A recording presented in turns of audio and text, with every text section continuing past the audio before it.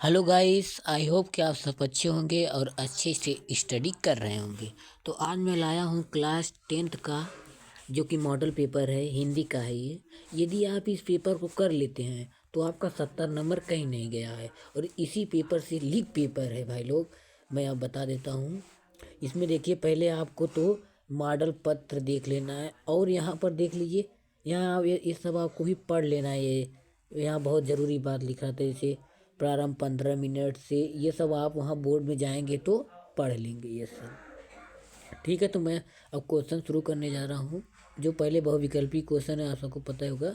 इसमें बाबू गुलाब राय किस युग के लेखक हैं? तो बाबू गुलाब राय द्विवेदी युग के लेखक हैं।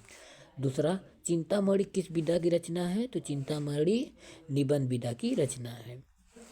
गबन किसकी रचना है? तो गबन मुंशी प्रेमचंद की रचना है। शुक्ल युग की समय अवधि कब तक है? तो आप सब याद कर लीजिए, यदि नहीं याद है, शुक्ल युग, आधुनिक युग, ये सब याद कर लीजिए। इसमें से ये 2 नंबर जरूर आएगा। तो शुक्ल युग की कब होता है? 1900 से 1938 तक। ये हो गया आपका। देखिए, मैं बहुत जल्दी जल्दी क्वेश्चन करा रहा हूँ, जिससे आपका टाइम भी अब आपके पास नहीं है, जिससे आप जल्दी से रिवाइज कर लें। तो नंबर 5वां, नीड़ का निर्माण फिर किस विधा की रचना है? तो ये है आत्मकथा। प्रवास किस युग की रचना है? तो ये द्विवेदी युग की रचना है। मधुशाला किसकी रचना है? तो हरिवंश राय बच्चन की रचना है।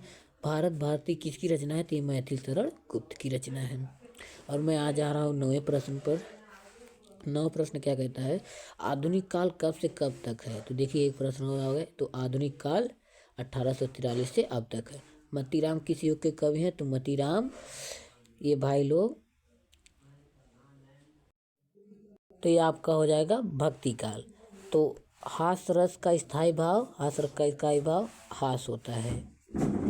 और सोहत ओढ़त प्रीतपट शाम सलोने गात मानो नीलमणि शैल पर आत्पत प्रयोग प्रकाश। देखिए, श्लोक ये दिया है आपको पद्य, इसमें आपको अलंकार बताना। तो इसमें मनो मनो शब्द देख लीजिए, यहाँ लिखा है मनो, यहाँ क्या लिखा है?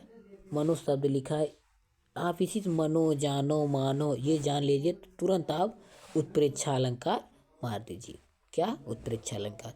और नंबर 13वां, रोला छंद में कुल कितने चरण होते हैं? तो रोला छंद में कुल 4 चरण होते हैं। आकर्षण शब्द में किस उपसर्ग का प्रयोग है? तो इसमें आ का प्रयोग है। रचना के आधार पर वाक्य के कितने कितने भेद होते हैं? तो इसके 3 भेद होते हैं। पीताम्बर में कौन सा समास है? तो पीताम्बर में बहुव्रीहि समास है। कौन सा समास है? बहुव्रीहि। आंसू का तत्सम रूप है अश्रु, इसका क्या हो जाएगा? अश्रु। कर्तवाच्य में किसकी प्रधानता होती है? तो इसमें कर्म की प्रधानता होती है, ये आपका सही हो जाएगा। तत्सम शब्द में वचन एवं विभक्ति है, तो इसमें सी सही हो जाएगा, पंचमी विभक्ति बहुवचन। और नंबर 20 आपका है, निम्नलिखित में से सर्वनाम है, तो इसमें वह जो है वो सर्वनाम है आपका। तो हम आ गए हैं वर्णात्मक प्रश्न पर। अब इस प्रश्न में हमें अब इसमें दिया है 2, इसमें पहले गद्य दिया होगा, फिर उसके नीचे पद दिया। तो पहले मैं गद्य को शुरू करते हैं। तो नंबर पहला है, यह कोई बात नहीं है कि एक स्वभाव और रुचि के लोगों में ही मित्रता होती है।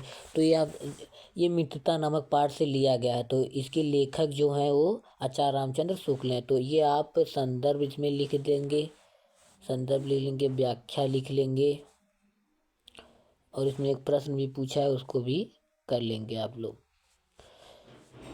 और ये एक अथवा में दिया है, ये भगवान तब के लिए, ये ममता नामक पाठ से जयशंकर प्रसाद जी लिखे हैं, ये भी आप संदर्भ याद कर लेंगे। और नंबर दूसरा प्रश्न पे आते हैं हम, चरण कमल बंदो हरिराई जाकी कृपया पंगुरी लंगे। तो ये देखिए, सूरदास जी लिखे हैं। ये बहुत इम्पोर्टेंट है, इसको ज़रूर पढ़ लीजिएगा। IMP लगा लीजिए इस पर, वेरी वेरी इम्पोर्टेंट है, इसको ज़रूर पढ़ लीजिएगा। इसमें भी एक अथवा पे दिया है, इसको भी पढ़ लीजिएगा, इसको भी पढ़ लीजिएगा, ये भी इम्पोर्टेंट ही है। अब आते हैं हम, काव्य खंड दिया होता है जो आप में, ये आप में पहले देखिए प्रश्न नंबर तीसरा, दिए गए संस्कृत गद्यांशों से किसी एक का संदर्भ सहित हिंदी में अनुवाद कीजिए। तो ये देखिए हिंदी में अनुवाद ये आपके भारतीय संस्कृत भाषा, ये आपका भारतीय संस्कृति नामक पाठ से लिया गया है, इसे आप कर लेंगे। अथवा विद्या मानव जीवन संस्कृत संस्कृत अथवा पूर्वज राज वाला दिया है इसमें जो, उसको कर लेंगे हम। और फिर आपको एक श्लोक दिया उसका भी करते, वो भी 5 नंबर का है। श्लोक जरूर याद कर लीजिए और उसका व्याख्या, उसमें से आपका 5 नंबर, 2 श्लोक याद कर लिए दोनों का व्याख्या, उसमें से आपका 5 और 2 7 नंबर से हो जाएगा। तो इसका आपको व्याख्या करना है। और सर्वे भवन्ति सुखमन ये बहुत आता है, ये भी इम्पोर्टेंट है, इसको भी IMP लगा लीजिए। और इसमें अब आ जाता है काव्यखंड। तो काव्यखंड में आपको जिस जिस जिले से हैं इसमें आपके बुक में दिया होगा, पीछे देख लेंगे तो वो मिल जाएगा। 6वें नंबर पे आ जाते हैं जीवन परिचय। तो जीवन परिचय दिए गए, इसमें आपको डॉक्टर राजेंद्र प्रसाद, जयशंकर प्रसाद, आचार्य रामचंद्र शुक्ल को दिया।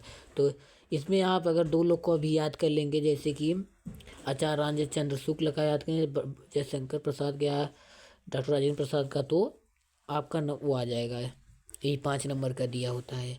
और 6ठे नंबर पर दिए गए कवियों में से इसमें देखिए गद्य में दिया था, एक पद में, ये पद वाला इसमें भी 3 लोग दिए हैं। तो ये अपने हिसाब से जो याद होगा आप ये कर लेंगे।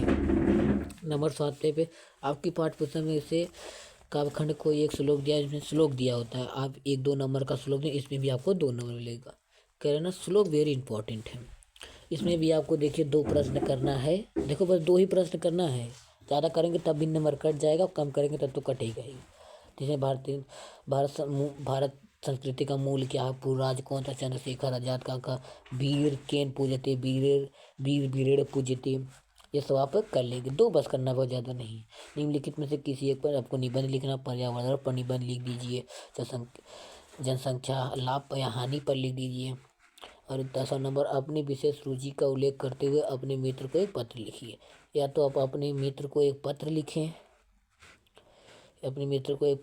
या फिर अथवा में उत्तर प्रदेश रेलवे की शिकायत कोई अपना दर्ज करें। तो अब धन्यवाद।